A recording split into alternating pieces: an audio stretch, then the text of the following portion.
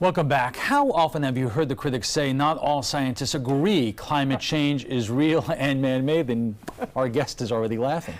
We've had some great debates between both sides here on the trapezoid, and we will continue to do so. But tonight we have the opportunity to talk to one of the most preeminent climate scientists of our time, and she now lives right here on the Suncoast. Dr. Terry Root was awarded the Nobel Peace Prize in 2007, along with former Vice President Al Gore. She has a PhD in biology from Princeton, and she was the lead author of 2 reports by the Intergovernmental Panel for Climate Change. And joining us right now is Nobel Prize winner Terry Root. Dr. Root, welcome to the trapezoid, as we say, and you were laughing there for a little bit. And I want to ask you about something that you told Christopher in the story. You said, I honestly don't believe that the intelligent people have the facts. I honestly believe that they are lying when they say the planet isn't warming because it is so obvious. But you know, we live in a time when facts, as Kellyanne Conway at the White House said, there are alternative facts. And there are a lot of people who are watching this tonight which are saying, you know, what makes your facts better than mine? Thermometers don't lie. All you have to do is look at the thermometers around the world, and you can tell for sure that the globe is warming. Now, if you want to get into questions about whether it has to do with humans, are we causing the warming or not? But it certainly is a case that the globe is warming, and there's really is not any debate about that.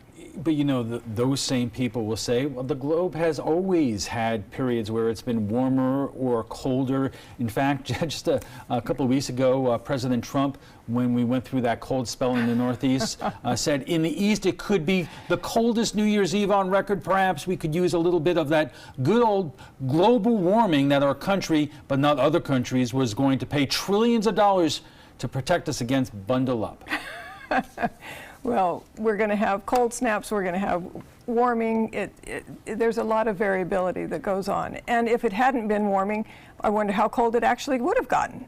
So, of course, we're going to have times when it does get cold, but those times are not as often as they used to be. We're not going to have as many of them, and they're not going to be as often.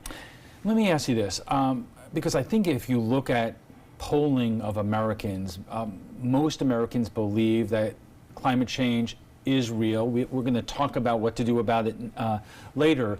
Mm-hmm. But the reality is most people, when they go out to vote, they're voting in terms of because they're trying to make ends meet. And a lot of people think, before I could save the world, I got to save myself and my family. Sure, of course.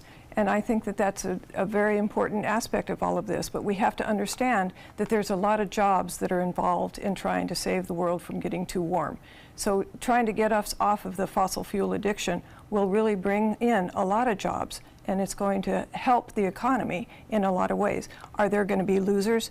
Absolutely, there's going to be losers, but there are going to be winners too. And right now, China is posed to actually be doing a lot of the winning that America should be doing. For example, correct me if I'm wrong, they are leading the world right now in terms of the manufacturing of solar panels. Of solar panels, that's right. They're also doing wind turbines too, and they're going to stop having internal combustion engine cars. I don't know if you realize this, but there was a point in time in the late 1970s that Florida was the domestic capital of solar panel production, and a professor, Yogi Goswami from USF, said that if we can redo that on the I-4 corridor, we could create an industry that will create incredible amounts of jobs. We could do it. We could do it. We just have to do it. We have to have the political will to actually go for it and do it. We have to have people saying we need to go forward, not stop, stop, stop. Okay, we are going to take a pause, and I'm going to say something that I say every night, but it's just a little bit more ironic tonight. We are just getting warmed up. We'll have much more on climate change right after we check the first alert weather. We're talking about climate change, and joining us is Nobel Peace Prize winner Dr. Terry Root, who you may or may not know won the Peace Prize in 2007 along with somebody else we may have heard of, Al Gore. Have you become friends? Al Gore and I are friends, yes. Let me ask you this, because you know, this is one of those topics that that even before we went on the air tonight, I was starting to get what I like to call some nasty grams. And one of them was a local guy who says, well, ask her about this. Al Gore said a lot of things in that movie, The Inconvenient Truth, including that by 2017 the polar ice caps will have melted, that we'll have hurricanes with 300-mile-an-hour winds, we'll have to develop a new Category 6, and obviously that has not happened, so therefore, what? But there are things that have happened. In Australia, for instance, they've had to come up with a whole new color for being hot because it's gotten so hot. In Sydney, 2 days ago, I don't remember when it was, 2 days ago, something like that, it was 117 degrees.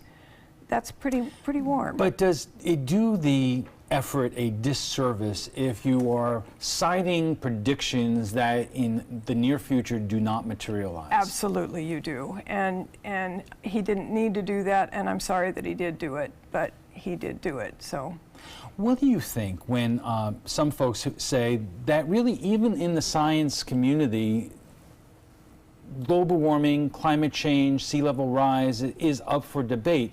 You know, as I said to you before the show, we do this topic very often, and not long ago when the city of Sarasota started doing research in terms of mitigation, we had a roundtable, and a local Republican who we respect said this.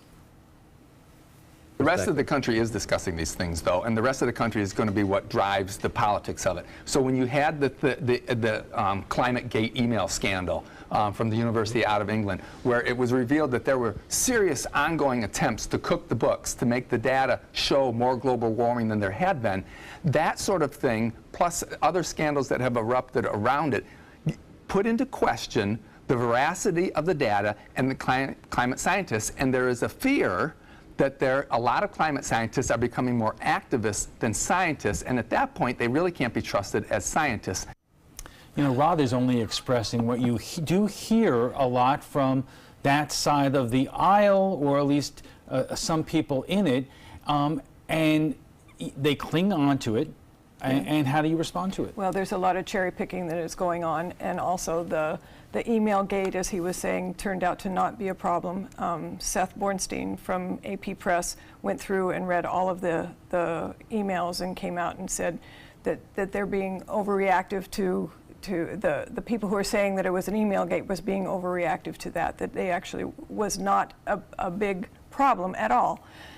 So there's cherry picking going on. There are people who are afraid that their jobs are going to get hurt. There are people who are afraid that their lifestyles are going to be changed, and they don't want that to happen. I understand that, and that's true, but you have to look at what the facts are telling you. You were saying to me during the commercial break, this was not always a partisan issue. It has not been a partisan issue until we got to George W. Bush, and George W. Bush did a really good job of making it partisan. And for a long time in his presidency, he would not say that the globe was warming. And then finally, the thermometers got to the place where it said, we have to believe that the globe is warming. But, he said, we are not actually causing it. And what really came about through that, I'm friends with an advisor of his, and he came to me and he said, what really is going on is he is afraid of saying that we are causing it, because then that would mean we would have to put regulations on us to stop it. And I remember Governor Chris Christie, when he was running for president, saying, yes, you could say that the climate is getting warmer, but then the question becomes, what do you do about it? And the fact is, we cannot do things for the future of our country that is going to have a negative impact on business and jobs. That's right. And the point is what business and what jobs? Are we going to be hurting the coal miners? Yes, we are going to be hurting the coal miners. Are we going to be helping the people who are making solar panels? Absolutely. So let's do some retraining of the coal miners and try and get us out to the solar panels. But that whole debate in the presidential campaign, when Hillary Clinton said what she said about coal miners, had a profound impact on how she did in the coal country, and may have turned the election. And again, it gets back to, there are a lot of people who are watching this right now. They're having a hard time making ends meet, and sure. And so this as an issue to vote on is not there. is not there yet. But there are a lot of people out there that don't have to just worry about making ends meet every single day. And those are the people who should be taking the lead in this. If you can put on solar panels on your house, put solar panels on your house. If you can have an electric car, have an electric car. If you are worrying about making ends meet, then you want to turn your electricity off at night. How difficult has this been for you to be involved in this debate? I was reading about your late husband, who was also a leading voice Yes. on this, and he faced death threats, and the FBI had to investigate them. That's right. That's right. And I actually got death threats too, and it turns out it was because of a story that ran on Rush Limbaugh. There are going to be people who are going to be harmed. There are going to be people who are going to be helped. The people who are going to be helped don't know as much yet as those that are going to be harmed, and so we're having trouble with that. So talk to those people who are watching this tonight in an area where the president has a great deal of support, who people, the mantra around here is don't spend our money and don't burden us with regulations. Why should they care about this issue and actually do something about it now? Well, because if we don't start doing something now, we're going to go above this magic 2 degrees Celsius above natural. And as soon as we go above 2 degrees Celsius above natural, which is about 3.6 degrees Fahrenheit above natural, we could start melting methane that is in the oceans, and that's going to go up into the atmosphere, and it's going to cause the atmosphere to get even warmer quite rapidly. So the scientists have shown time and time again that we do need to stay below this 2 degree mark, and we need to get going on it. Would this happen in our lifetime? And it could very easily happen in our lifetime. Well, maybe not my lifetime, but you're younger than I am, so. All right. Yeah. We have to take a quick break, and we'll be back for final thoughts in just a moment.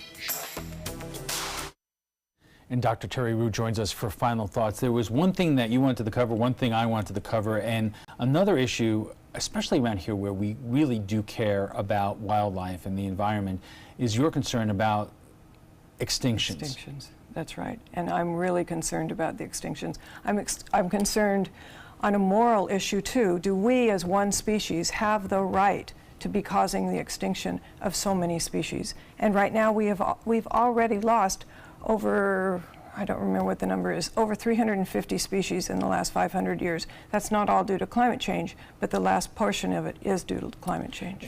So the question becomes, and obviously we pulled out of the Paris Climate Accords. Oh, yes. Is it too late, or have we already breached that point of no return? It's never too late. At least that's what I feel. If we had started back in 1987 when I started doing this work, we would be a lot farther along than we are now. But if we stop and don't do anything for the next 10 years, that's okay too. We still can get things done starting in 10 years, but we've got to start sometime. And there's always hope, always going to be hope. Only a few seconds left, but Sarasota is looking at ways to mitigate sea level rise. And I mean, is that effort worth it?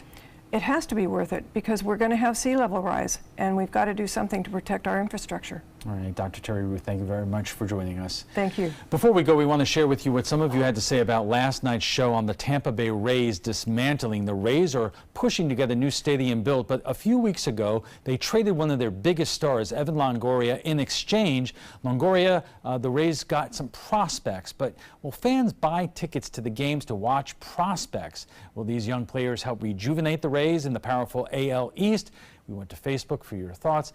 Leading off was Walter saying maybe if they put something worthwhile on the field, as well as making it affordable for families to be able to attend once or twice a year, there would be more people at the games.